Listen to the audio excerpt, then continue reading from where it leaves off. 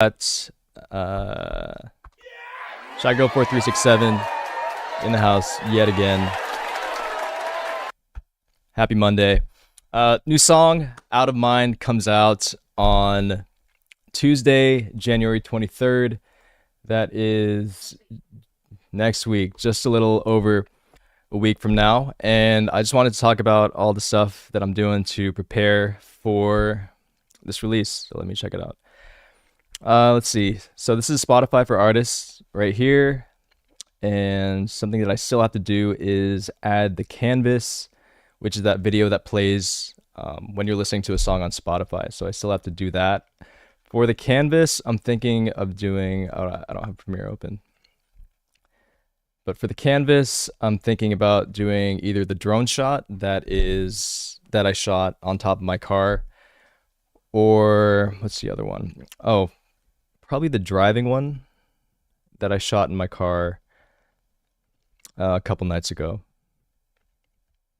Anyways, let's go ahead and just listen to the song, do a little preview while Premiere is loading up.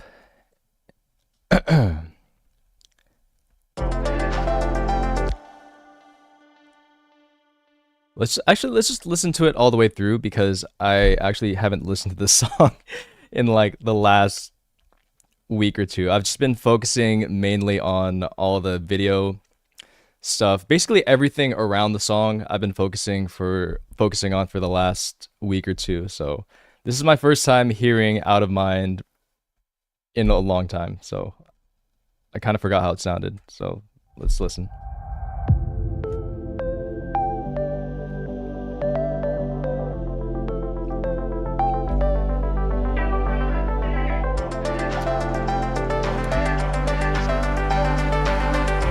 Hey, Ox Tools, General Carver, welcome back. Good to see you guys. Welcome back, welcome.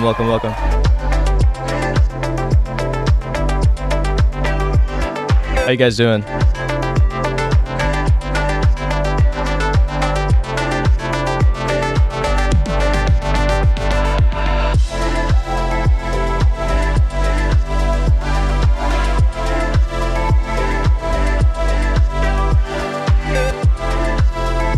Hey, Studio Sphinx, welcome back. How you guys doing?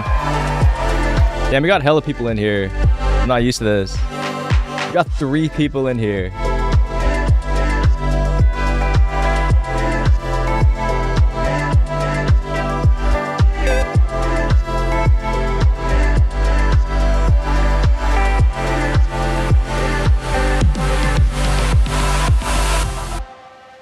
That's it. That's all you get. That's it. Out of Mind coming out January 23rd, next Tuesday. Actually, you can totally listen to it for free. There's a link to download it. It's on Hyped It. If you want to download it, you can find it here. And let me just type it in the chat if you want to go ahead and download it for free.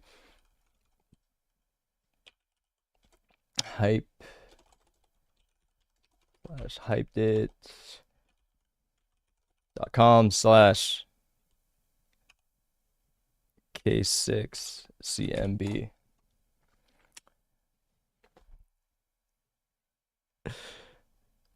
Why listen for free when you can buy it? That's also an option. It's going to be available on Bandcamp next Tuesday if I remember to post it or make it go live. But yeah, you can download it for free right now. You just got to go to that link.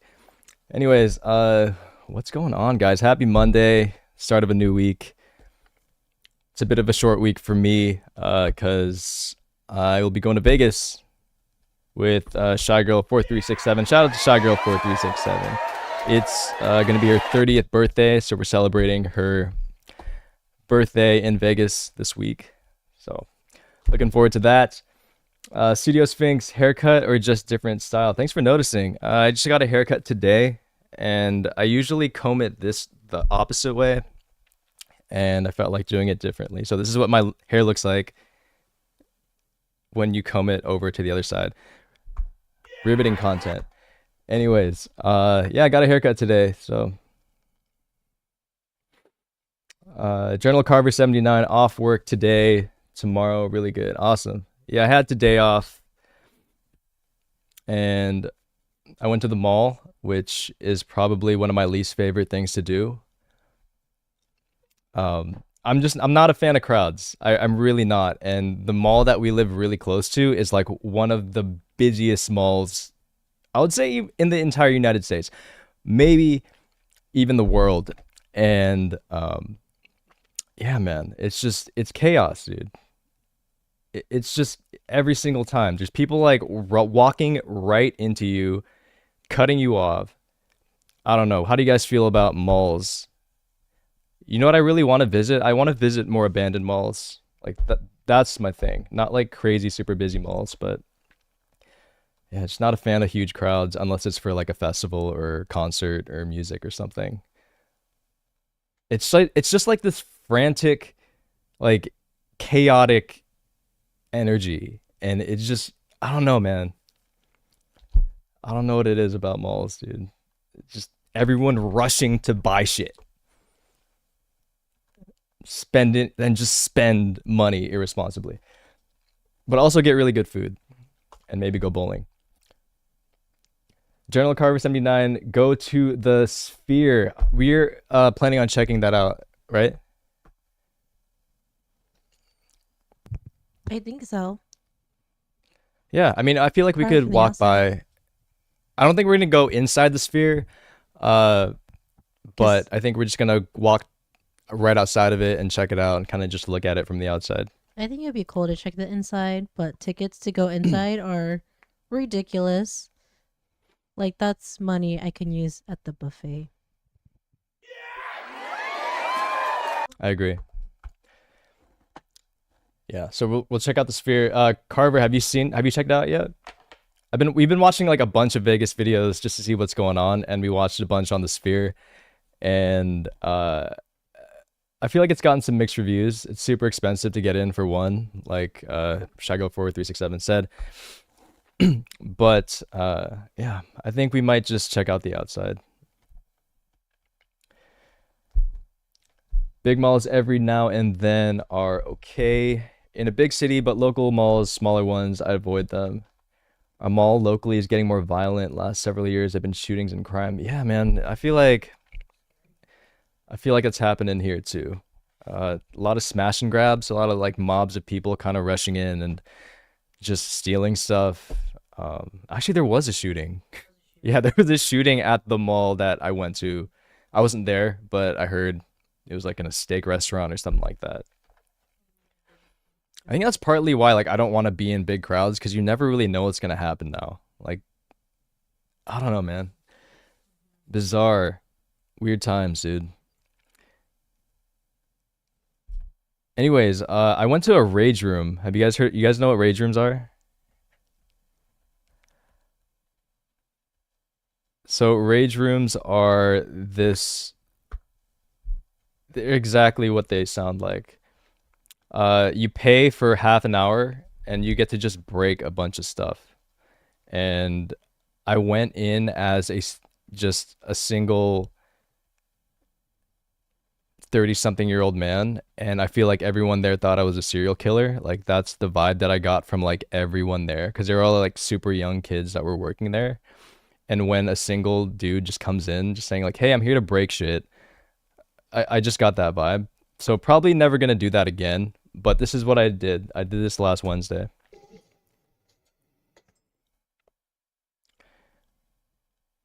I paid money to break glass and just like hit stuff with a baseball bat. And this is a 360, like like a 360 camera shot.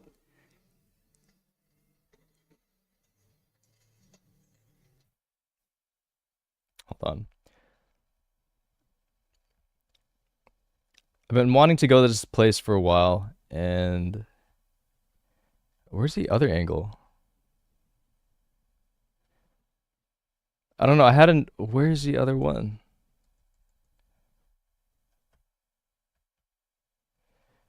All right, let's see if I can find it. I got another angle of me doing like slow-mo stuff. Here we go. I think this is it. So, yeah, I was just doing this. I did this. I've been wanting to do this for a while, and it was fun, I guess, but I don't know if I'd do it by myself again. Um,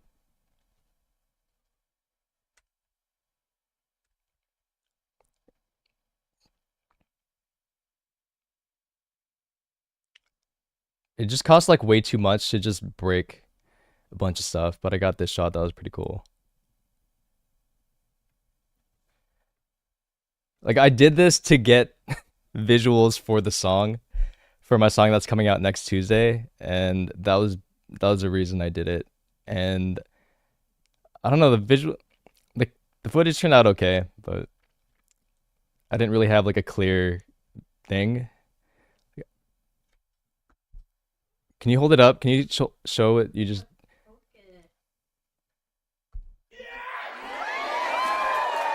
How did you break the microphone? It was just laying on the pillow. Did I just twist it? I didn't even know you could do that to that microphone. I didn't even know you could take that off. How did you take it off? It just slipped off. Can you still hear me? Okay, wait, hold on. That's really. I heard it.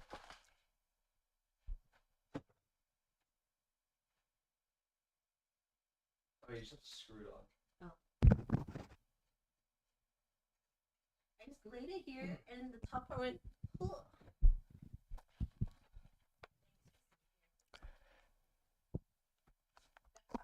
Shout out to Shy Girl 4367.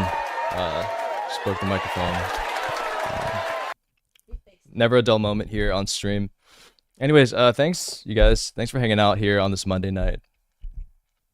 This is cool. Yeah, the axe throwing place, Studio Sphinx, it's right next to the the rage room. They're actually like owned by the same people. It's just open. It's like both you have axe throwing on one side and you just walk through the doors into the Smash City or the rage room. Axe throwing super fun too. I've done that. I did that in Vegas at Area 15 for my friend's bachelor party. That was cool.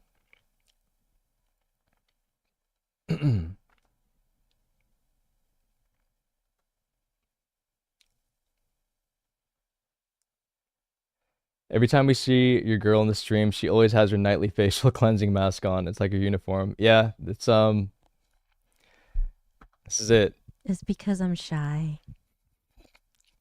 This is what this stream has evolved into. And you know what? I'm here for it. I'm happy. It's organic. It's This is it. This is our brand. Our brand is word art, face masks, and and triangle lights. So much violence in close proximity. Yeah, I can't imagine what it's like to work at one of those rage rooms. Like you just hear people breaking stuff all the time, and your job is to just clean up rooms that have been destroyed like over and over again. I feel like that would do something to your mental health, but you know what? It's a good release. I was drenched in sweat after. It was a good time.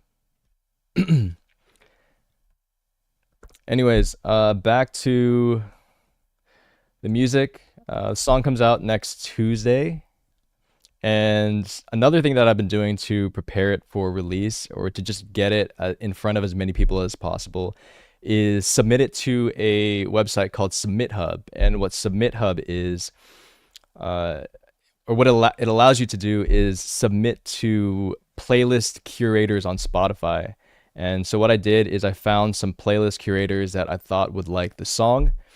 So I submitted it to them and I got accepted to 3. So we got a 50% success rate. I'm just glad I got accepted to a couple. It's pretty hit or miss. You never know what people are really looking for, but you just kind of listen to their playlist and see if your song would be a good fit. And then from there you can submit to them, pitch them like a couple sentences, maybe a paragraph. And yeah, it's cool. And then they can respond and tell you what they liked, what they didn't like. And I kind of just want to go through that now. Some of the responses are cool. It's just like constructive criticism, what did they like about it? Was it the song structure, the mixing, all that stuff? So for the song for Out of Mind, I did, or for all my songs, I do everything from like the producing to the mixing to the mastering and all that stuff, visuals, everything. Like at the moment, I don't really collaborate with anyone, so everything that you see on my Spotify or Instagram, TikTok, that's just all done by yours truly. Yeah, so let's check out some of these reviews of my early reviews of my song to these from these playlist curators. So smooth production with a nice flow, dreamy, nostalgic vibe, gorgeous, immersive atmosphere, warm sounding synths, catchy groove, and some beautiful background textures. Clean, wide mix down. A lot of good things, right? Very, very constructive and positive. Really enjoyed listening to it. Put me in a nice dreamy mood. However, it's just slightly too quick. Slightly too quick.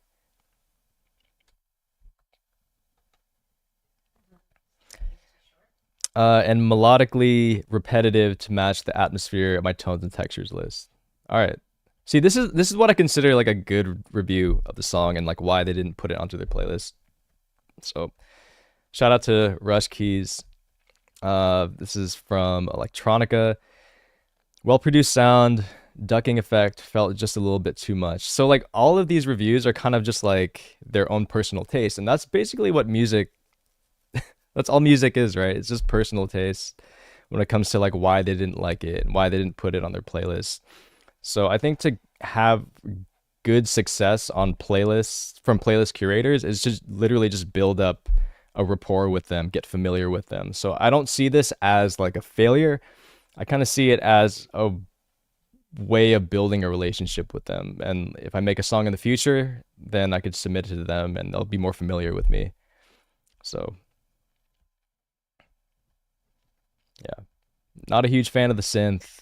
Sounds a bit too punchy. I mean, it's also very humbling, right? Because I feel like when you finish or when I finish a song, I'm like, I got it, man. After like days and weeks of trial and error, I feel like I finally got it to where I want it to be. Just for someone to be like, didn't really like that. But that's a part of it, man. It really is. And that's fine. It's all right. It's all right. I mean, I haven't. So I've been submitting to this website for since I started releasing music back in 2022, and I haven't really gotten anything that's been like this really sucks and this isn't good. And they can totally write that if they want to be shitty about it, but overall, people are pretty nice. And then the people who did approve it, love the beat, perfect match, congratulations. This guy didn't say anything. He's just like, yes, we'll do it. So I'm feeling pretty good overall. I feel like everything is ready for the release. I just gotta get some of the visuals together. For the pre-save or for campaign, I got 24 downloads, 36 emails out of it, and yeah, I'm feeling pretty good, man. Feeling all right. Shy Girl 4367, how you doing? I'm good. How's how's your week? Hold up, hold up. No, not that. It's been. She's playing. Are you playing Dynasty I Warriors? am. She's playing Dynasty Warriors Dynasty 9. Warriors. That's your thing. Now, and face mask. My week has been good. It's just been very busy, dealing with a lot of people, but it's not too bad. I mean, I enjoy my job enough where I stayed in it for a very long time, so it was good. Back to you. Cool. That's good to hear. And yeah, we're going to Vegas in a couple days. So yeah, we got a lot planned. Doing the zip line. We're going to a bunch of restaurants. We're doing the Ferris wheel. What else are we doing? We're going to Area 15 at Omega Mart. Um, Maybe go to a club or hopefully a few clubs. And we're gonna stay warm because it's apparently quite cold over there right now. Maybe I'll jump in the pool. Who knows? Cool. Yeah, I'm excited. What does Shy Girl do for work? You want to tell him? Or Are we really just like curious? be just like in general? I just work at the mall.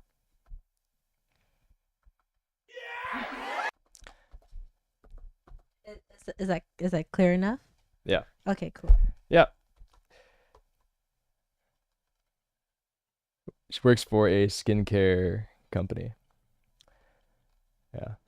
Uh, Carver said, I think there is a balance that must be kept with reviewing people's comments on your work. I once saw Adam Savage talk about how he intentionally avoided reading commentary reviews on their show to avoid being offended by trolling and negative comments. That's true. I totally agree with that. I think there's a certain mindset that you need to have when you read comments on your stuff on social media. And as someone who has been pretty active on YouTube, like half a year or maybe like 6, 7 years ago, um, yeah, it's hard, especially posting music and posting stuff that is it personally means a lot. Um, and to have someone kind of just tear it down for whatever reason and something that doesn't even really matter, like they may just not look like how I looked or um, anything.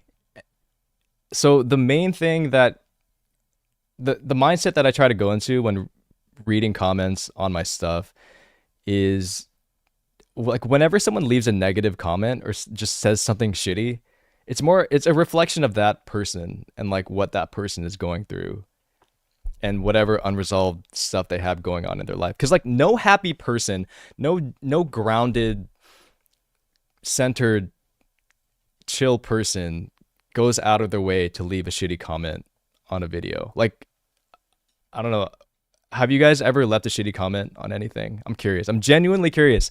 Have you left any have you gone out of your way to make someone feel bad online and like why? You know? Like the only people who do that are the people who aren't happy. And like whenever I see that, cuz like when I've had videos go viral, like I guess viral on TikTok, right? And when a video blows up on TikTok, you get like hundreds of comments and maybe even thousands. And most of them are cool. It's people just clap emojis, fire emojis, cool. But then you you scroll down a little bit more, and I feel like the more you scroll down on comments, like the worse they get, at least on like YouTube and stuff. So I would be scrolling all the way down to my comments to get like progressively like meaner and shittier. And then I'm trying to remember like the worst comments I've gotten. I don't remember many of them because I don't like think about that stuff. But I feel like the worst comment I've gotten in memory is like stop making music or like give up or sell your stuff and go back to school or something. I'm okay, like that doesn't even mean anything, dude. It's just like and then oh and of course and then you go. I always visit the people's profile who post these shitty comments, and they either have nothing on there. It's mostly they don't post anything. All they do is just comment shitty things on videos. Same thing with Reddit, you know? And yeah, like no one who is actually doing anything meaningful or posting anything meaningful is leaving shitty comments like that. It's always someone with no profile picture, with nothing posted, and they're just sad, frustrated, angry people, and they need to have some sort of significance in their lives. So they find that significance through negativity, and that's just a reflection of how they feel about their lives and about themselves. Um, that's it. That's what I think about when I read comments. If it's like, I don't know, if it's like shitty, but it's actually like meaningful and constructive, then I'll be like, all right, you put some effort into it. But if it's just like a dickhead comment, you're like, all right, dude, I hope life gets better for you. That's generally what I say to people, or like whenever I've gotten a shitty comment on like YouTube. It's just like, man, whatever you're going through, hope you figure it out. I don't like, I don't know. Because once you get sucked into that like negativity and you stoop down to the people's level who are leaving comments like that, like now you're just as bad as them. You know, you allowed them to get the best of you. You know, you didn't keep your cool, you didn't keep your composure, and that doesn't feel good either. So I don't know, man. I just try to focus on the people who are like are actually who actually matter. You know. Yeah, you work at the place that I like going to the least. I mean, it's fun. I okay, it's fun when we go to the mall together. But like I went by myself today and it was just like I just wanted to start running. Like I just wanted to start sprinting to the store I needed to go to just to like not have to like weave around people, dude. Yeah, the only time I've done that is basically reading Carver's comment. Only time I've done that is calling someone out, bullying, or just being a complete jerk. Yeah, sometimes you just gotta call people out and just. But I feel like if you do call someone out for being a dick online, it's kind of like that's what they want. You know, they want the attention, and they're gonna do that in any way that they possibly can. And that's like negativity is the best attention grabber online. That's why clickbait exists. That's why um, all that stuff exists, right? It's people are drawn to tragedy and negativity, and it's like the lowest form of attention. So I feel like when you call someone out online for being a dick, it's like, ah, like they got what they wanted. So I try to like if I respond to someone who's being a dick, like I kind of frame it in a funny way or just like try to make fun of them while doing it, you know? I don't know. Cuz then it just like confuses them, right? It's like a pattern interrupt for the person that's like that left that comment. They're like, "Oh, well," yeah, and then they have to respond to it cuz you I usually ask a question. So it's like if they don't answer it and it makes them look like shitty. So that's how I deal with it. I just try to make it funny because I don't want to be mad at a random person I've never met. Uh, Carver, do you ever read reviews on restaurants or shopping places and use them to determine if you want to go there? I am the biggest fan. Shaggle 4367 agrees of reading reviews just to read them. It's like it's a favorite pastime for me. I was doing this yesterday. I just do it on places that I know I'll never go. Like reading reviews on Google and Yelp for just everything, for everything, for like restaurants, stores, and just seeing like how unhinged people can be and like how wrong and like I don't know, I love it. I love it. Cuz very rarely is it like a level-headed person leaving a review. It's my favorite reviews are the ones where it's the wrong place that they're leaving a review for. Like they just went to the wrong store or the wrong restaurant and you clearly know that they're talking about the wrong thing. And they put so much effort into it and they just to leave it on the wrong like location or like the wrong place. Um yeah, I love reading reviews. I love it. It's like the whole spectrum of people exists in Google reviews. It's amazing. I don't know. I love it. I think the rest of the stream should just be reading reviews of places. How about that? Yeah? Let's like just collectively pick a place and then just go to like lowest, or what's it called? The lowest reviews or lowest star reviews. I love them, man. I don't think I've left maybe like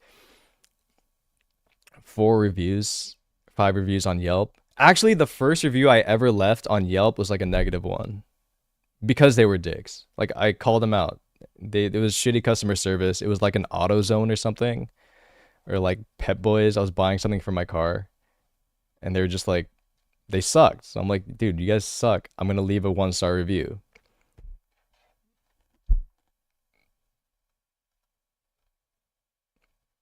Amazon reviews are my favorite.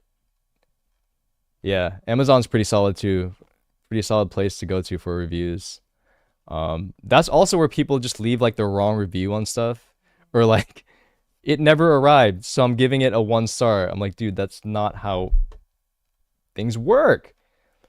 These trolls you describe remind me of this. Let me check it out.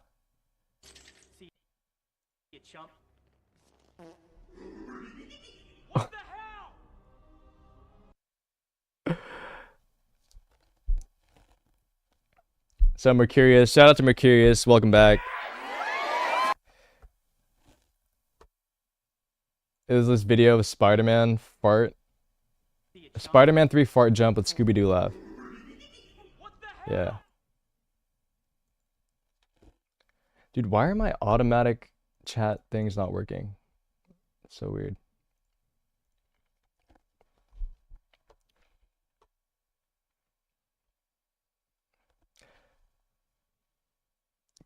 Carver said we have bad ratings at where I work. It's because of all the people we have to decline service to because of one reason or another, and they just destroy us online. But overall, I don't think it really impacts our business. Oh, you know what that just reminded me of? No, I gotta show. Okay, it's probably gonna dox me, but it's not our. This isn't near where I live at all. So, this is my favorite thing that I found because I can speak from personal experience about this place, right? Um,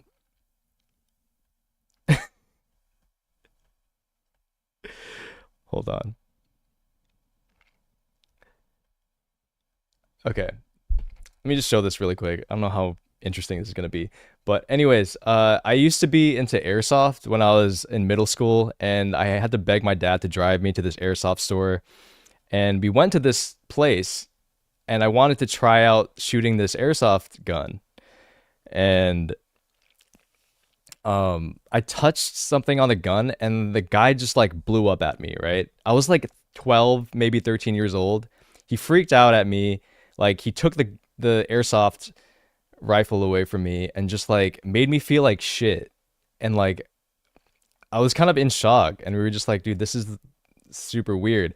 And now like 20 plus years later, I look at this guy's reviews. It's called Airsoft Extreme. And this guy, the owner of this place, he's probably gonna find this stream and like stalk me. Uh, he responds to every single 1 star review and just like digs into every single person. All right. So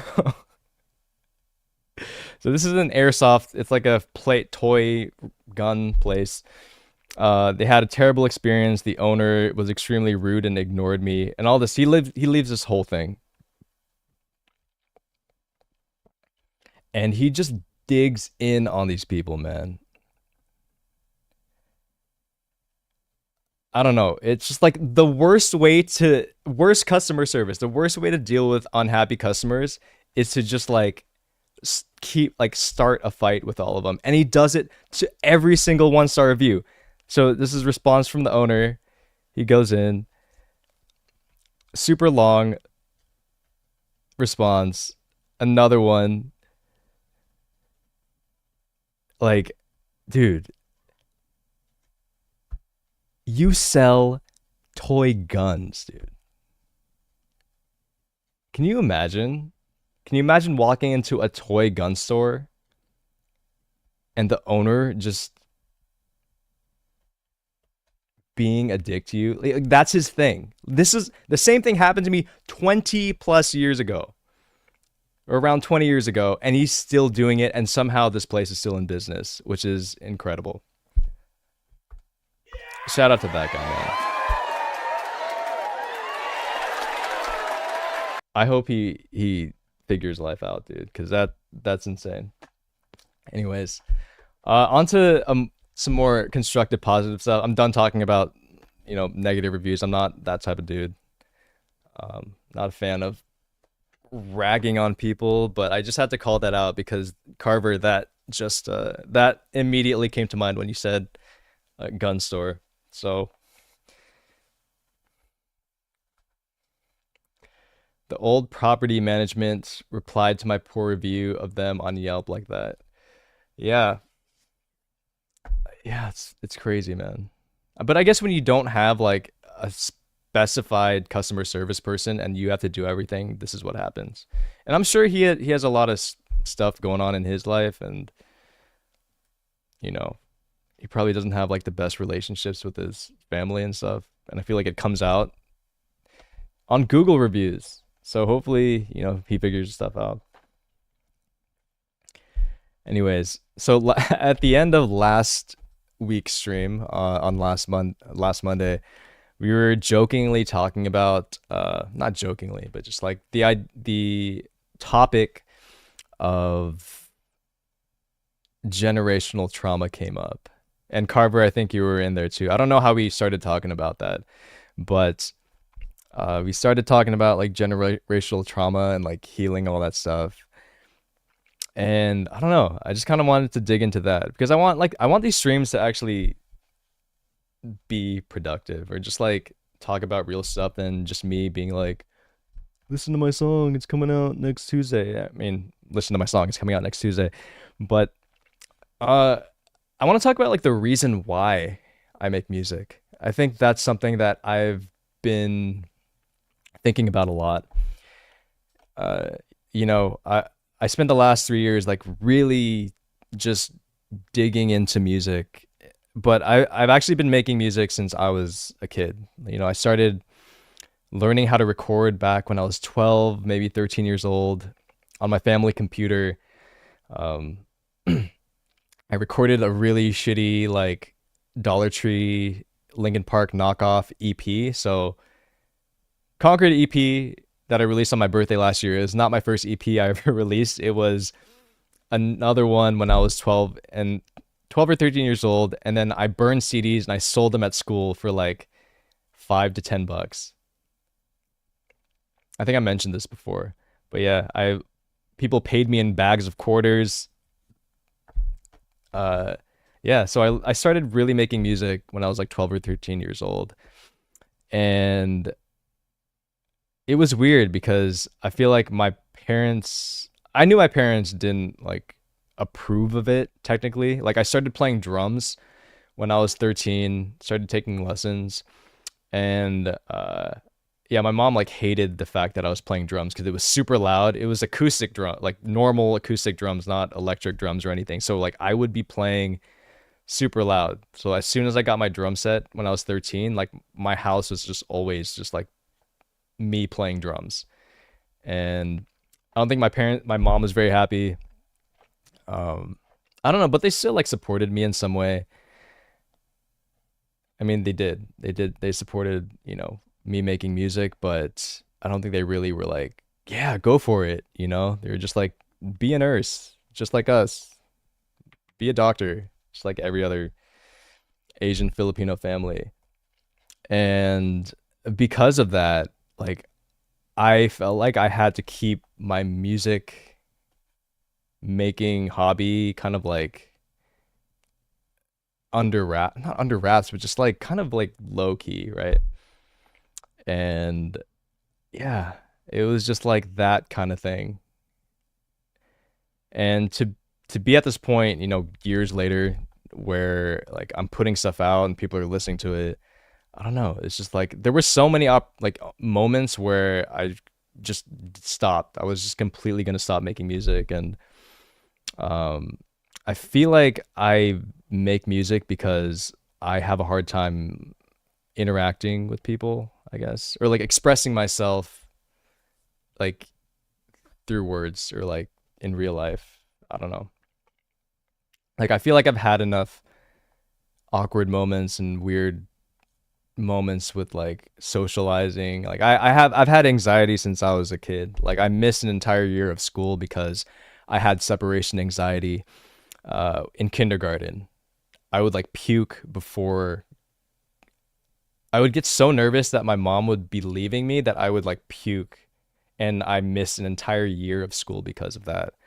And I feel like I feel like I've definitely gotten better since then. I'm not like puking all the time, but I've definitely had like anxiety attacks. I had that in college. Um like standing in line at the bookstore. I remember I was in line, right? Buying books at the beginning of the semester. The entire bookstore was completely packed, and I just like couldn't breathe. Like I started sweating, like drenched in sweat. I couldn't breathe, and I had to like just put my books. Like I had like a stack full of books, just put them down, and just like ran out of the bookstore, and had to like catch my breath.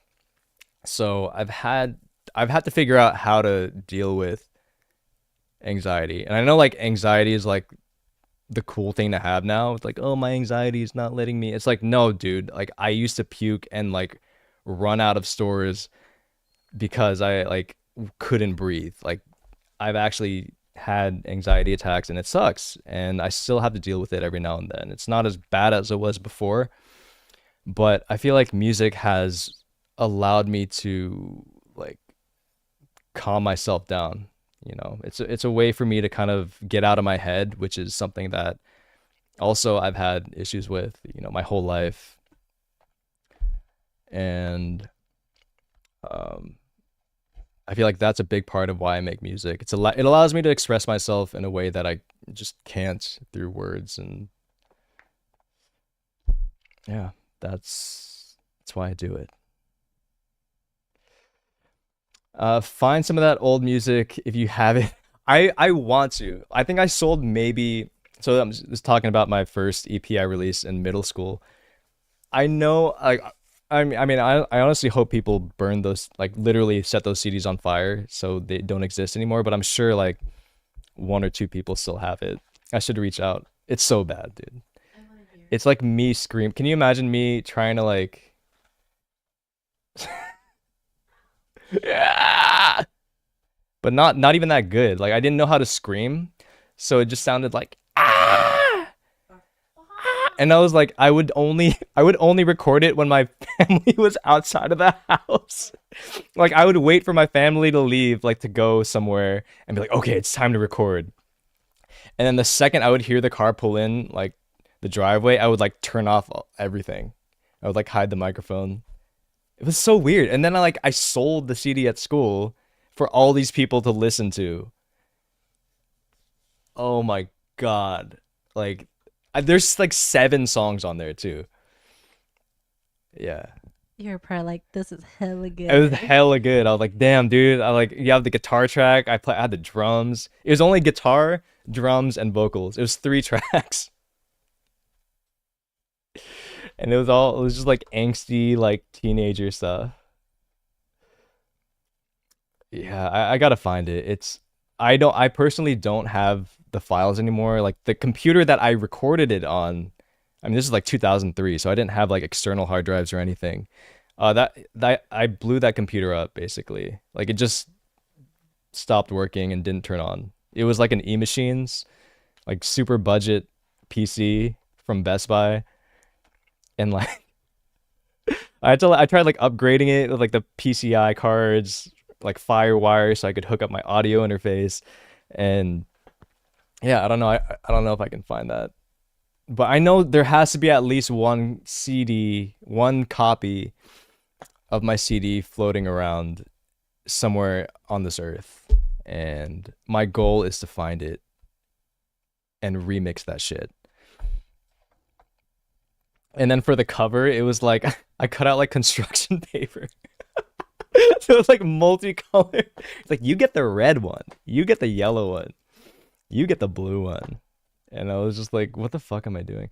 But you know what, man? I'm glad I did that because damn, like I was 13 or 12, something like that. And I was just inspired by other people who were making music. So at the school that I went to, I had some friends that were in bands, and yeah, I was just really inspired by them, and they're way better than me. And I was like, oh, I can do it too.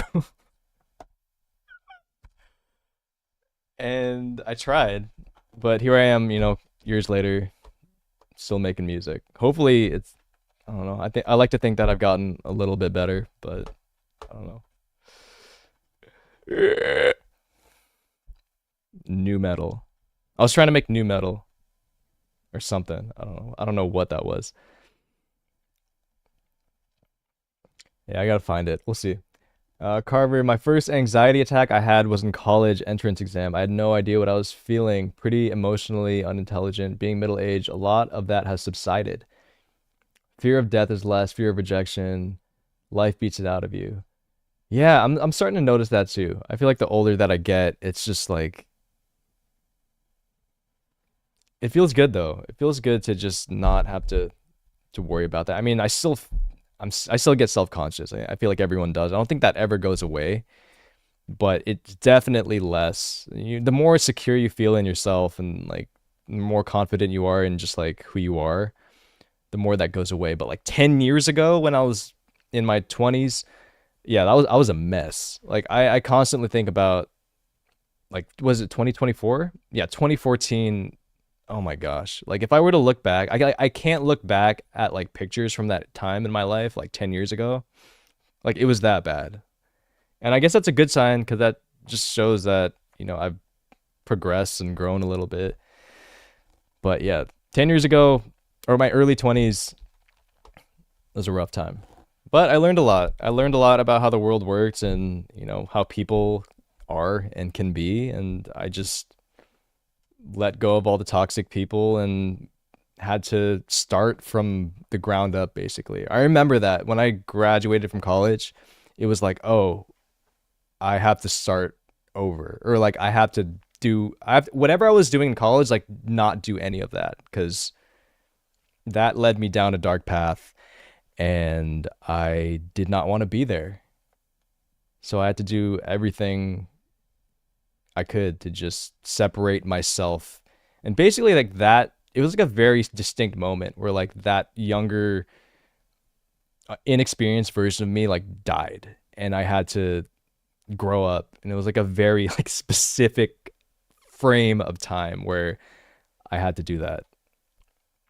I don't know if that's the same with you guys. Like was it more of a gradual thing for you, or was it more of like, oh, this is like, if I keep going down this path, like I'm screwed. Like I'm not gonna get out of this. Cause that was me. That was a very like specific moment in time.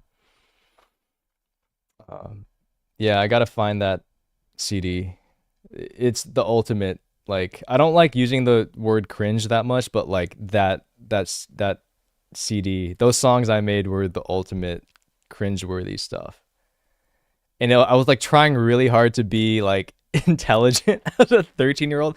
I was listening to a lot of Tool, and like Tool is like this metal band that is very like cerebral and like abstract, and I was just trying to do that, but I didn't I couldn't do it. I was 13. I was really into like System of a Down, Linkin Park. That's what I tried to sound like. Oh man. Yeah. Part of me thinks like some people still have that CD and they'll just pop it in like once a year and be like, dude, this sucks. Or they would just be like, yeah, I don't know, wherever you are, hopefully you're still listening to it.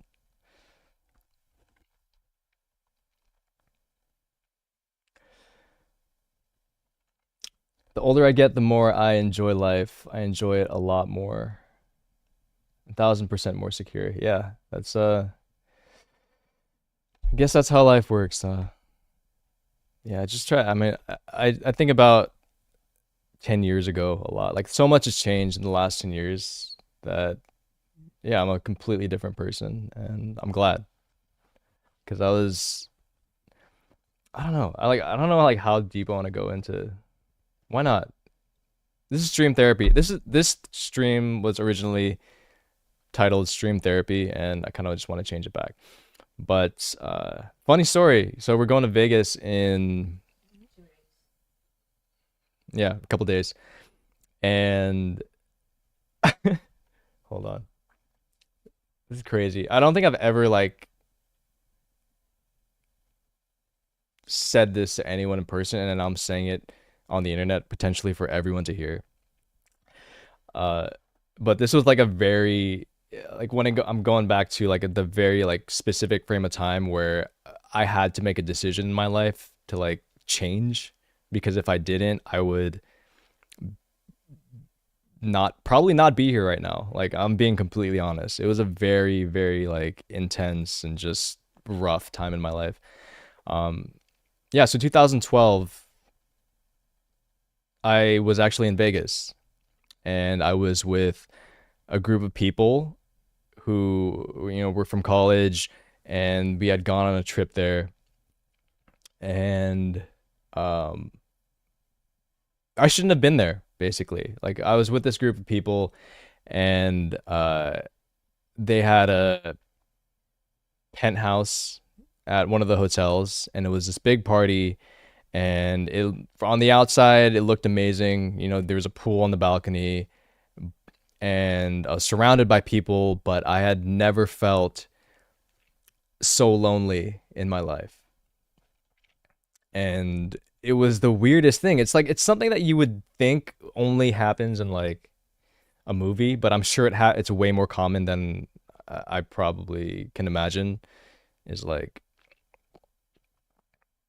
I'm standing on the balcony of this beautiful penthouse in Vegas, like in front of a pool, and I've never felt lower in my life. I'm on like the 50th, 60th floor, this penthouse suite, and I've never felt so lonely and so depressed and so sad in my life.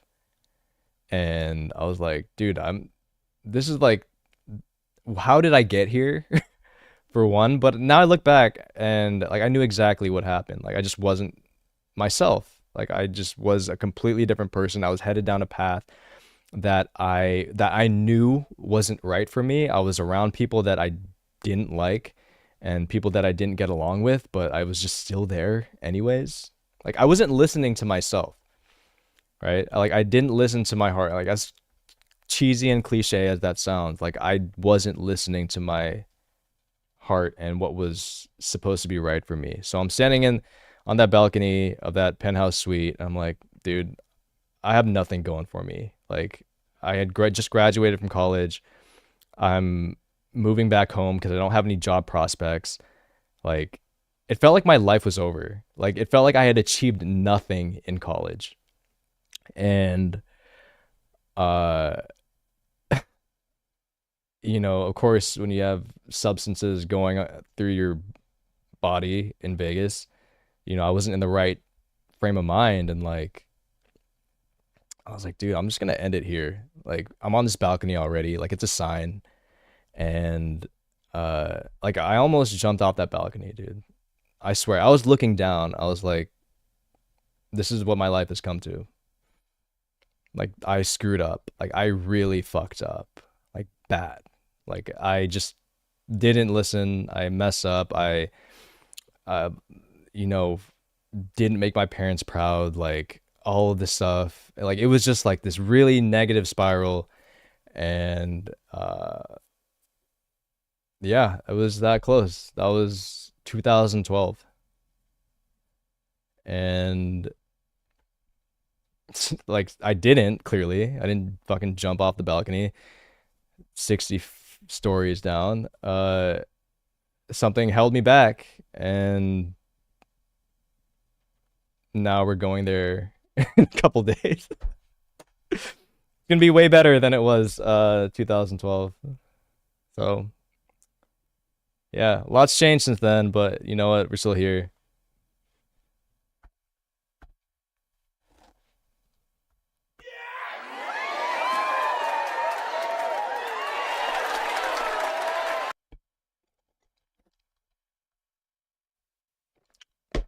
Yeah, learned a lot in my early 20s. Yeah, I didn't even tell you about that, huh? Yeah, this is Shy Girl 4367's first time hearing that story too. Cause it took so long for me to like process that and to like even realize like that actually happened. It seemed like a nightmare.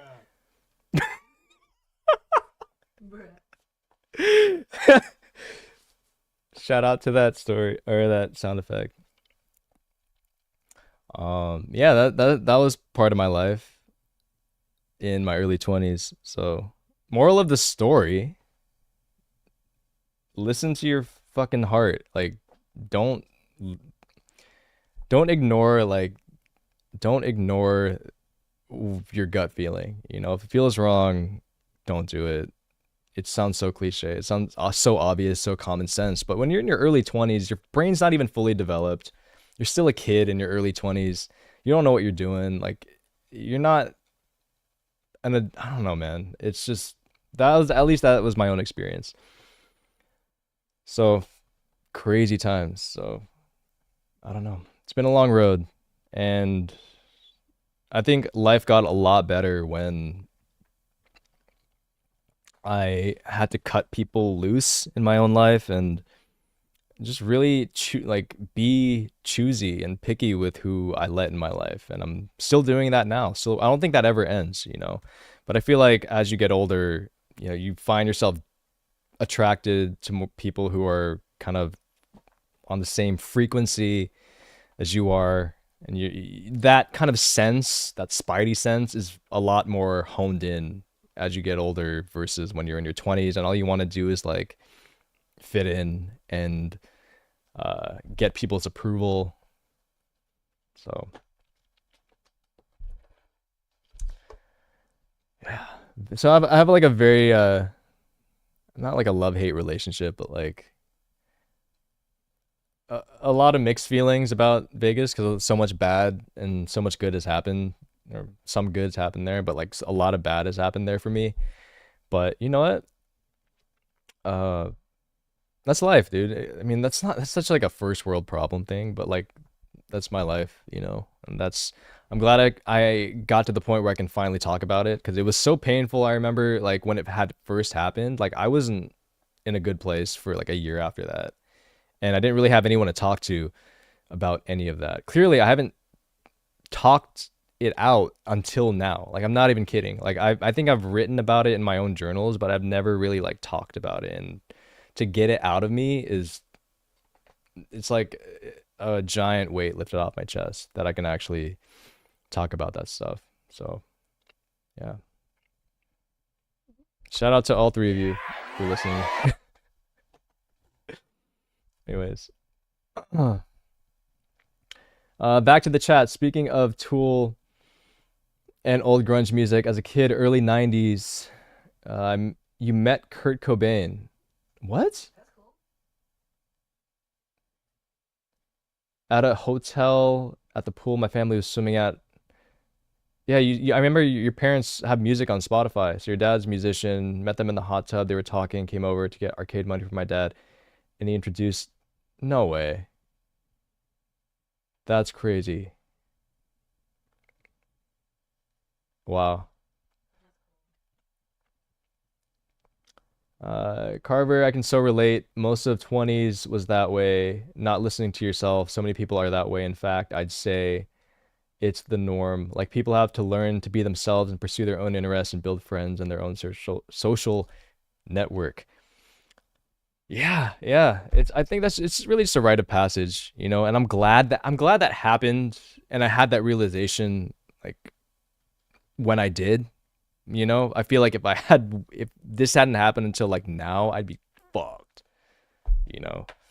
So I feel like it's a part of life and like and also like I don't know, I just want to be more supportive of because I know it's like yeah, that happened to me. I'm sure that happens to like that clearly that happens to a lot of people and like if I had someone that I could have talked to at that time in my life when I needed it the most, like that would have helped a lot. But I really didn't. Like I couldn't talk to my parents about it, any of this stuff for some reason. Like my parents are just like generally emotionally unavailable, or it's getting better now. They're getting older. Like we talk about more like serious stuff, like real life stuff now. But back then, man, yeah, I couldn't talk to them about anything. They were just like, don't think about it. Which makes sense. I mean, they went through way more than I did, but like, sometimes you need help. And sometimes, it's okay to ask for help. And rather than keep the shit in and then have everything explode and blow up at like the worst possible time. That's not healthy either. So, yeah, that makes me like, I don't know.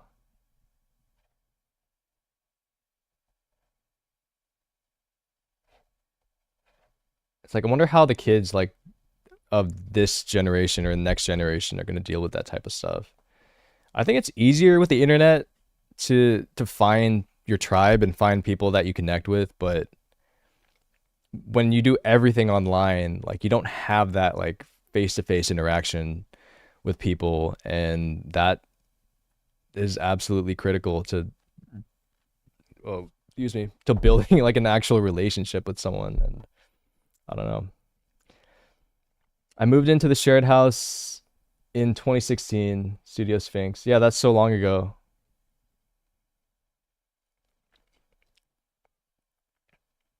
Yeah, 2016. So, yeah, that sounds about right. Right. Yeah, we're getting old. Like that's almost 10 years ago that we first met Sphinx. Damn, Carver, you were 10 when you met Kurt. How was Kurt Cobain? Like, was he like what? He was just. I'm guessing he was just like a chill, normal dude. That's how I'm guessing he would just be at a pool. Anyways, um, yeah. I mean, talking about that time in my life, 2012. Yeah, I was just like, now that I look back, dude, I'm like, man, I was around a lot of just. I don't want to like throw them under the bus, but yeah, I was around people that I shouldn't have been, and people that I didn't connect with and get along with. And unfortunately, like those were the people I had been spending most of my time with. And then, you spend enough time around people, you end up becoming like them, and just it wasn't good. It didn't feel good, man. And like the people who I really did connect with, I kind of stopped talking to those people. So like that whole part of my life was just like a really really tough life lesson of like, don't hang out don't hang out with people that you don't get along with. That was the main moral of that time in my life. But I feel like life is a subtractive process, you try to gather as much information as you can about the world when you're younger, and then stuff doesn't work out, so you kind of just take things out to the point where, and until you get to the point where you're happy with the things and the people around you. And I feel like I'm at that stage in my life. uh and it hasn't been easy, but I feel like things have definitely gotten a lot better, and I'm a lot more uh just appreciative of what I have now, and I feel like that reflects in my music. Like I don't know. I've tried to make like angrier music and like just trying to get that part out of me in the music I make, but it never feels genuine. And I think it's because like, I don't know, in a way like I've healed from all of that anger and that frustration, and um yeah. So it like it increases my respect for people who can like get to that point in their head or artistically where like their anger and their frustration is like so real and authentic, and you can feel it through their music, and it's so powerful. Like there was this band at Coachella that I had never heard of. It was a Korean band called Jambinai, Jambinai, and it was like 12 p.m. on a Saturday at Coachella, right? This is like opening. Doors, gates has just opened. We had walked in. Girls went to go, do their hair and their makeup inside the venue because they had this tent where you could do it. And I was just wandering around by myself. And I was just letting my ear guide me to wherever the music was. I didn't know who was playing at the time, but I heard this band, and it was like this like heavier, like metal, like almost like metal, like rock type of stuff with like Asian instruments. I'm like, dude, this is crazy. I've never heard this combination of music before. So of course I just walked towards the tent. I walked straight in, pretty much right to the front, and I find out it's this Korean band named Jambanai. There's like 6 people on stage. The drummer is like standing up. He's behind a drum set, but he's standing up while he's playing. I'm like, okay, this is awesome. I'm here for it. And I'm just standing there like, this is pretty cool. And then like 10, 20 minutes in, I'm just completely entranced by this music, right? It's so powerful. Like in between songs, you're talking about what they were inspired by. There was some political turmoil in Korea, and it reflected in their music. Like the stuff that they were talking about was a direct representation of their music.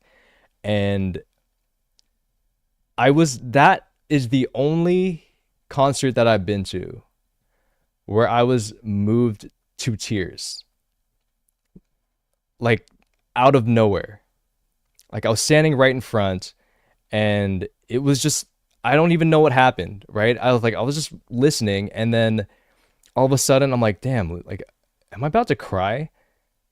And then I look to my right? I'm just by myself. I don't know anyone there. And like I look to my right, and in the corner of my eye, I see this girl like sniffling and like tears running down her face. And I'm like, oh shit. And I just start like bawling, dude. Like not even like just a single tear, like not even like, I'm like, I had to cover my face because I was like crying so hard.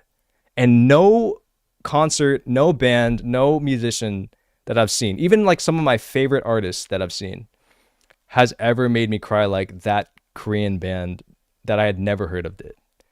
Like that was 2019, I think. Yeah, like that experience I will never forget that. And then I went to like I after the set ended, I just like walked back like, what the hell just happened, to my friends, like tears just like still like running down my face, just like in awe. And it was like noon on a Saturday. That was crazy, man. Anyways, I gotta run to the bathroom. I'll be right back. But for the meantime, let's welcome Shy Girl 4367 back to the stream. Here. Talk really quick.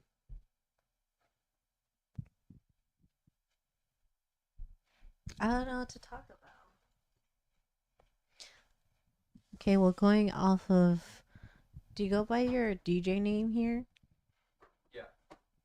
Going off of what Jamak, wait, can you see me? I can't see the chat, so don't write me anything. Or you can, but we'll read it later. Oh, we got Carver. Say hi to Carver. Hi, Carver. General McCarver. McCarver or Garver? Carver. Oh, General McCarver. Studio Sphinx. Mercurius. Is that it? Mm-hmm. Hello. So going off of Jamakami's story, after he cried, he had, what did you get? What was it again? What? Like sun fever. A heat stroke? Heat stroke. And we had to walk all the way back to our car so he could lay on the grass. It was really scary. That's after he cried. He was dehydrated because he cried too much at the show. Okay, then. Go bathroom? Mm-hmm. Anyways. Yeah, the desert heat is no joke. So that's why we don't go anymore. That was the last one we went to. I don't think we're going back. We do Um, Coachella now. It's a lot better, and we have full time access to a refrigerator and bathrooms.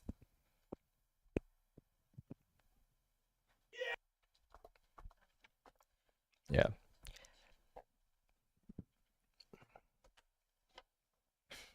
yeah. Next concert we're going to festival. Do you have any on the list? EDC, EDC. maybe. I don't know. We didn't get tickets. We're I don't. Yeah. Yeah, I don't know if I can hang for that.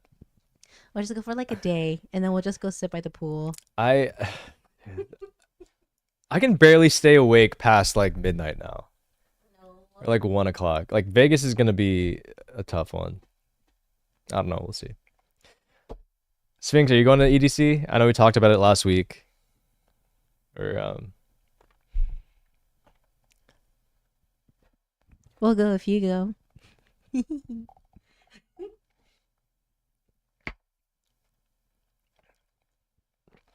sleep all day, party all night. I don't know, man. I don't think my body can hang anymore, dude. After Friday, you know what pretty much stayed on the couch all day Saturday, and that was just a night of drinking wine on Friday. That knocked me out. I mean, I think we were taking shots too. We were taking shots. Yeah. But no, I was not in a good spot on Saturday. It didn't feel good. Yeah. It was a rough day. And now we're going to Vegas. And we're going out to Vegas, and we're trying to party every night. I mean, Trying. like all day for 3 days, Yeah. basically. So we're gonna be pooped. Yeah. Yeah. Yeah. Anyways, you want to talk about generational trauma? Because we were talking about that last week. You want to go through your stuff? We went through my stuff. That was a lot. Oh God. Still trying to think about that. What generational traumas have I been-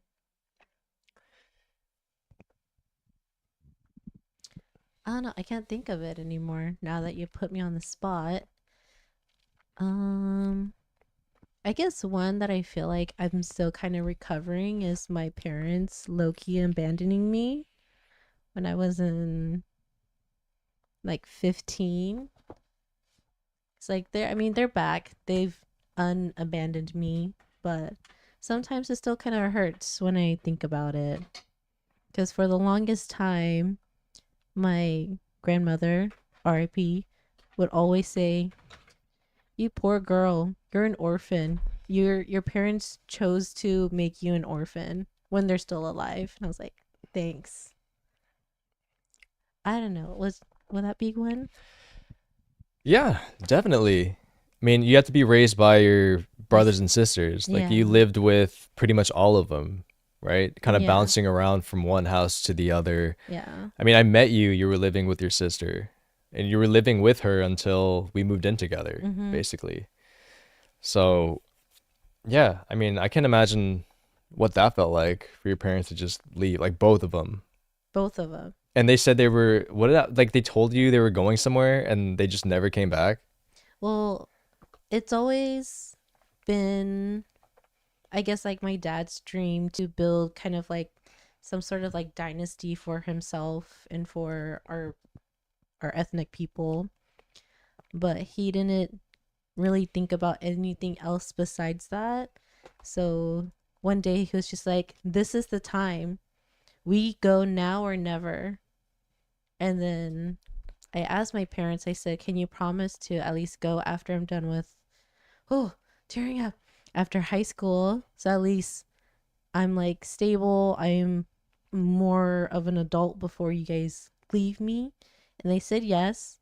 They dropped me off with my brother, said, "You're here for the summer," and then left for almost 7 years. 7. I think so. I think Yeah. it's been almost 7 years. Yeah. Yeah. Yeah. And now, yeah. I mean, yeah, your dad has dementia now, so he's not really, In there anymore, which yeah, makes it more you can't have a sad. conversation with him, which is sad. But yeah, your mom She's still definitely, talks. yeah, she's definitely still has the burden of being regretful of leaving, but I don't know. Yeah, I don't know what to say. Yeah. Yeah, it's tough, man. Like relationship with your parents can be rough. Like I'm glad both my parents were there for me, throughout, I mean, up until now. I mean, they've had their issues, but it's weird getting older and then seeing your parents as human beings. Yeah. I feel like that's the main thing that I'm starting to see now is my parents are getting older. I remember last time I hung out with my parents, we got lunch and like I was holding my mom's hand and I looked down and she look at my hands like they're all wrinkly and like there are like just completely, you know, all wrinkled. Like I've never like up until now like that I didn't even notice that, but it's really putting things into perspective and I'm just glad that they're still here, that they're getting older for sure and like it's just another phase, entering another phase of life. Also, my dad got scammed by like people pretending to be Apple or Microsoft. So he went to Best Buy and he bought gift cards and he sent them the gift card codes because they said they'd help him get more space on his iPhone. Like, dad, come on, man. Fucking scammers, dude. Just targeting the elderly. And it's so sad because they're so vulnerable. Yeah, and your mom got scammed by Facebook Yeah, on Facebook. by someone on Facebook, and it's like I don't know, I guess like growing up, you just kind of expect your parents to know everything. So when this happens, you're kind of like, what the heck? Why didn't you think about this? But I feel like our parents too, they live in a time where it was like easy to trust people Hmm. because who else could we trust? You know, we were kinder to each other. It feels like. Hmm. Um so now and then now you have all these people scamming the elderly people and it's like, what the heck? Guys just can't chill, you know? Yeah, it's getting crazy, man. Like I can imagine what it's going to be like when we're our parents' age in like 30, 20, 30 years. Like there's going to be like straight up people impersonating our kids. Like actual versions of our kids like walking around and you're not going to be able to tell the difference. Like I feel like that's going to happen. But I don't know. Yeah, man. All right, back to the chat. Carver, looking back, I understand that a lot of issues or problems, none really severe with my parents raising me. Most of it was just them being uninformed or naive. I can look past it now. My folks did the best they could. Yeah, that's the thing. Like, we're all human, dude. We all make mistakes. I've made a bunch of mistakes. My parents have made mistakes. It's just like, you can't hold it over people, right? Like, as much as you want to, as much as it helps justify your anger, your pain that you went through, it's like, what does that do? You know, you carry that with you, and like that's something I've noticed about my mom is like she can be very like vindictive and I don't know. It's hard for her to let go of things. And I feel like it in turn that affects her own personal happiness. And I don't know. All I can do is just like listen and be there for her instead of trying to fix things because I tried to do that once and she exploded at me. She like straight up had a tantrum and I was like, dude, what just happened? But then that's me, right? That's my thing. It's like I want to fix things, but maybe she just wanted someone to talk to and I just wanted, But it's just communication stuff that I'm still trying to figure out with my parents. Carver, seeing your parents get old is tough. Mom is 73, dad was 81, passed away April of 2023. Wow, I'm sorry. It's very recent. Yeah, it's so that's pretty recent, pretty fresh. So I'm sorry, man. I hope you're dealing with it all right. Um, yeah, I don't know. It's a lot. It's not just like it's like the emotional aspect, the whole having to figure things out logically, how things are gonna work. I don't know. Um, yeah, I mean, I have this like when it comes to like making music, it's like especially with my parents, they were very utilit what's it called? Not utilitarian, but just um practical, right? They were both nurses because they had to get out of the Philippines. I don't know if being nurses was what they really wanted to do with their lives, but they wanted a better life for their family, so they did what they had to do. And most of their life has just been, we had to do what we had to do so you guys could have a better life. And that's the reason why I am sitting right here, right now. So they did their job, right? And sometimes it feels like I'm not doing my job by just doing things that I enjoy. I don't know. It feels very selfish. So I feel very selfish sometimes, and it makes me want to just like sell all my music stuff, do something where I'm able to support my parents. And, um, you know, that's what I'm trying to figure out now. It's like, I know it's possible to do what I love and still be able to support my family, right? And that's my goal for this year. My goal for this year is to turn everything, all this stuff that I'm doing, all the music that I'm making, all the skills that I have, and turn it into something that can, level up my life and be able to support everyone in my life. So that's where we're starting. And that's what the goal for 2024 is.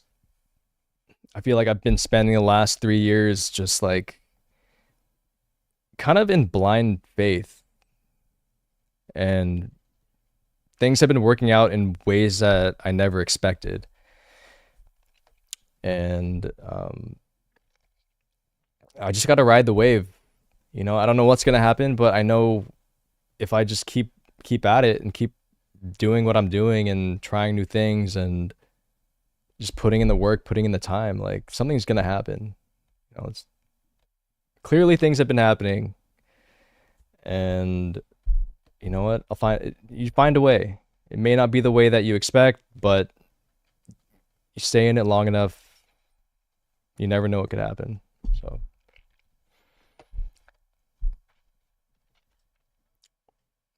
Carver said, "Okay, we are okay. Christian family. Death isn't the end. Just see you later. It was his time." Yeah, yeah. That's the right way to see it, man. And yeah, I'm just thinking about. So my mom's mom, passed away in September 2022, right? And that seems so long ago. It just seems like it was so recent, but um, yeah, it was really rough for my mom because she was an only child. She didn't really have anyone to kind of discuss all the things that you have to discuss when your parents pass, like all just the details and all of that. So she felt like it was just a lot on her emotionally because she was taking care of my grandma since 2008. So from 2008 to 2022, her life was taking care of my grandma. My grandma, or her mom, lived with my mom and her dad, and that was her life. Her life was just cleaning her, feeding her, you know, everything. And you know, I think she just tried to be the best daughter that she could, and it became a part of her identity to the point where when my grandma passed, I think it felt like a part of my mom had died too, and she wasn't ready to let let that go. And so she really tried everything to keep my grandma alive when my grandma was just, she had been gone for like the last 3 years of her life, maybe 5 years. She wasn't talking. She was just kind of bedridden, just waiting. And like when she could talk, like 3 years before she passed, all she could say was like, I'm tired, I'm tired, I'm tired, I'm done. Like, but my mom didn't want to believe it. And it was just like this, it was really hard to see my mom not like see things as they were. Like she was kind of in her own version of reality. And none of us could get through to her. And that was probably the hardest part for me personally, was like there was just this, like, I don't know, like a barrier, or like just this wall that she put up of, I don't know, delusion, I guess, between her and like us trying to like be real with her but also comfort her. So that was really hard. But she's gotten better now. So it's been, quite the journey since my grandma passed up until now. But my mom overall, she seems happier. She's transferring over, or like progressing really well. She seems a lot happier. She's doing a lot more things. So, as sad as it was to have my or her mom pass, like it was necessary. It's part of life, it's how life goes. And she's grown and she's moving on and becoming herself again. Because I feel like those last couple of years my grandma was alive, like my mom just wasn't living. And she's like 65, 66 now. So, um, now she can enjoy her retirement. She can just relax, and it's nice. So, yeah, man. All right, Carver, I got to take care of my father daily the last couple of years of his life. My life work allowed it. I feel good about that. A lot of closure, a way to honor him. It was work, and there was a sense of relief a bit when he finally passed. But I'm glad I got to do it. It's sad how our modern lives and careers often divide families. Yeah, I mean, I gotta, shout out to my mom, because, I mean, at least in the Filipino culture, like that's how it is, and that's what I'm most likely gonna have to do for my parents. When they get older, it's like nursing homes aren't a thing. Like in Asian Filipino culture, it's like the parents move in with the kids, and it's the kids' responsibility to take care of the parents, uh, as they get older. So yeah, Carver, most likely I'll be in that same position, and yeah, but hopefully you don't have to worry about that for another couple decades. So I mean, my parents want grandkids. That's all they're asking for now. It's like every time we see them, it's like, when am I going to see my grandkids? They're just like, we're working on it. So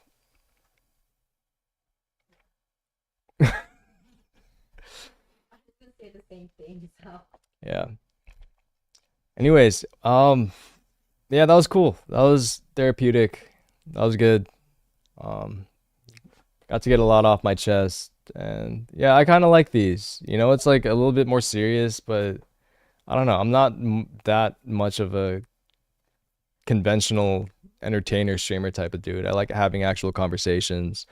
And ever since I started streaming on Twitch back in 2020, like I've always kind of geared these streams more towards just like things that I actually want to, that are happening in life that I want to talk about. So I don't know. It's kind of like, it really is therapy in a way. I haven't seen a therapist in like 3 years. So I mean, this is way cheaper, and it's fun because we got Shy Girl 4367 in the chat. I got someone to talk to and like, bounce ideas off of. We got everyone else in the chat as well. So it's nice. So yeah, thank you guys for being here. This is really cool.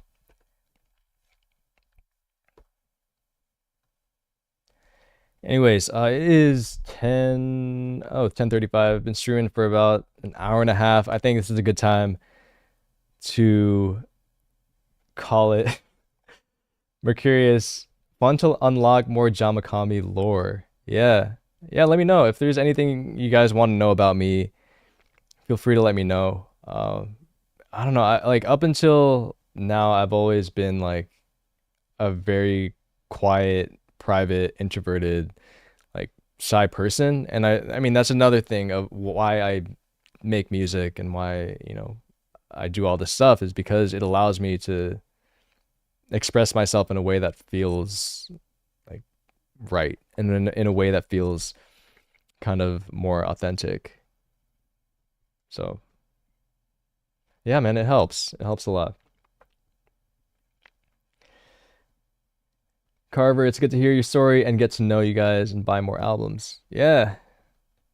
Speaking of, for the millionth time, my new single "Out of Mind" comes out next Tuesday, January 23rd. I'll be posting about it on social media and all of that stuff, and we'll see where it goes. I mean, just gonna try to be more consistent with releasing music this year. My goal is to release at least one song per month. We'll see how that goes. But I just want to be more consistent and not be so, I don't know. Not I don't want to overthink things and just have fun doing it and just remind myself like this is why I do it. It's fun. It allows me to, you know, work through things in my head, express myself, all that good stuff. I work in the gaming industry. Would love to hear about that. Yeah, I mean, at the moment, I work on video game trailers. I do basically like creative marketing stuff for the video games that I work on. So it's been doing that. That's been my main source of income for the last almost 10 years. It's going to be 10 years in August. So that's what I do. So I, edit. I work in Adobe Premiere, After Effects. I do audio as well, like sound design, mixing, stuff like that for trailers. And yeah, I mean, my job's been really cool. They've allowed me to do basically everything that I've wanted in terms of like photography, videography. I've gone to gaming conventions, like PAX, Penny Arcade Expo. I've got to visit game developer studios all over the United States. Um, yeah, it's been fun. So,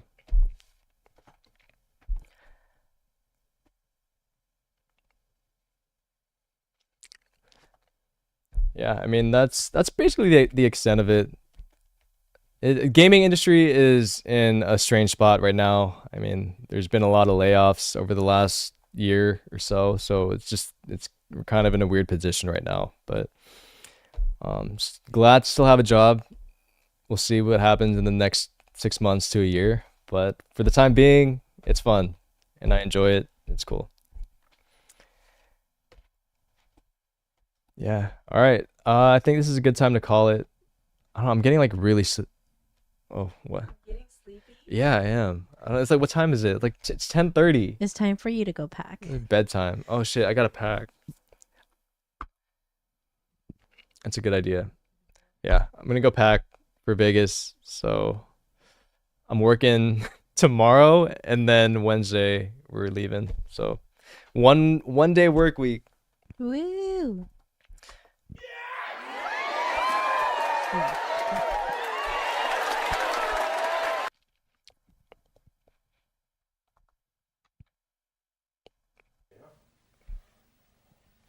Yeah.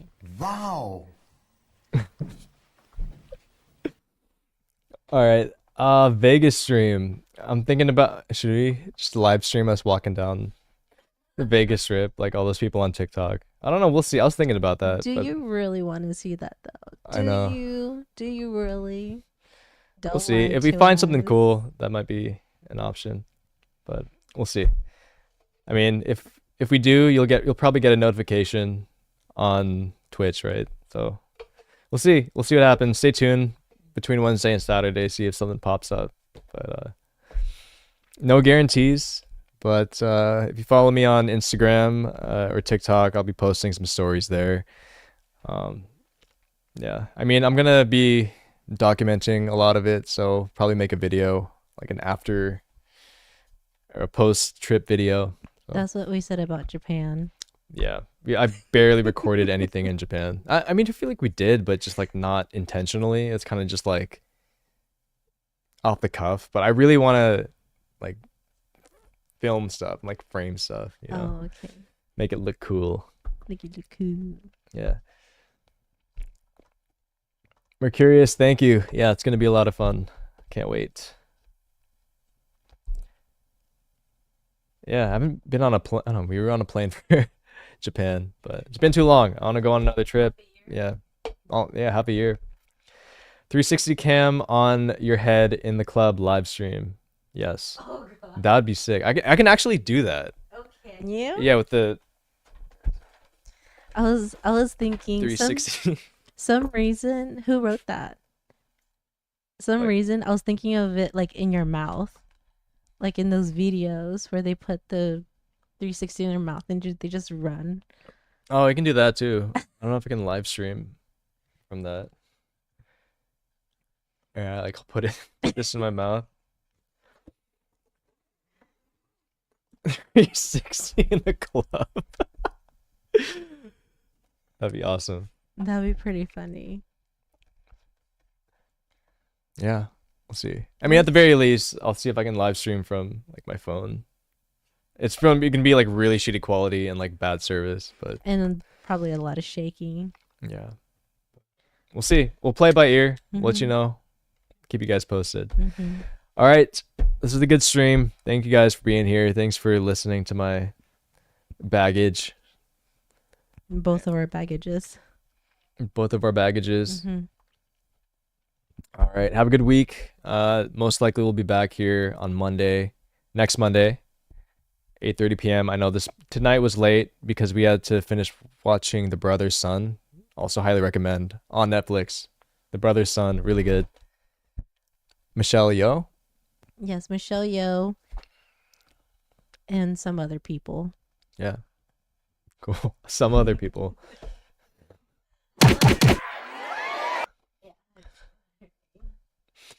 Yeah. All right. Have a good week, everyone. Take care. New music coming out next Tuesday. Out of Mind. It'll be on Spotify, Bandcamp, SoundCloud. You can also download it now for free. But if you want to wait, it comes out next Tuesday. And we'll see you next week. All right. See you guys later. Goodbye. Bye.